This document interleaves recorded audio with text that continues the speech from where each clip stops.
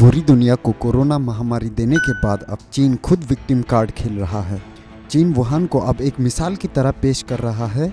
Corona महामारी के संकट से उबरने के लिए वुहान को चीन दुनिया के सामने एक उदाहरण बता रहा है। चीन का दावा है कि वुहान अब कोरोना संक्रमण से पूरी तरह बाहर निकल चुका है। चीन की कोशिश यह है कि वह दुनिया के सामने यह साबित कर सके कि कोरोना की शुरुआत वुहान से नहीं हुई। हालांकि चीन बार बार ये भूल जाता है कि सारी दुनिया को मालूम है कोरोना का पहला पेशेंट चीन की एक वेट मार्केट में मिली थी। चीन चाहता है कि दुनिया के बाकी देश बीजिंग पर से उठते भरोसे को बनाए रखें। 28 अगस्त को चीन के विदेश मंत्री ने यूरोप टूर पर कहा था कि हो सकता है कोरोना चीन में शुरू नहीं हुआ हो। चीन में स्कूल खुल चुके हैं और चीन की वुहान को हीरो बनाने की कवायद इस समय चरम पर है।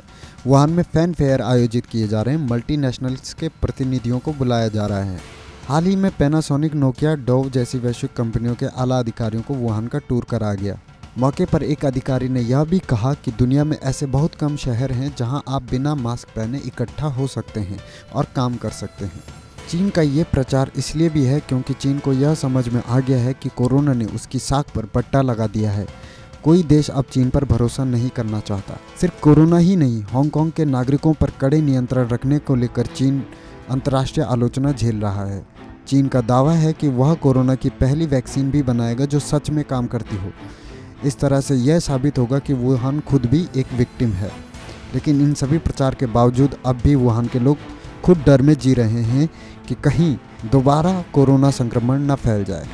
संक्रमण की शुरुआत में पलायन कर गए लोग अब तक शहर में नहीं लौटे हैं और चीनी सरकार अपना गुणगान करने में लगी हुई है।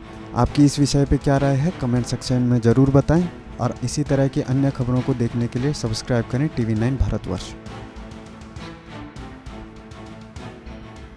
न्यूज़ टॉप 9 रोज सुबह 7 बजे और शाम 7 बजे सिर्फ TV9 भारतवर्ष पर।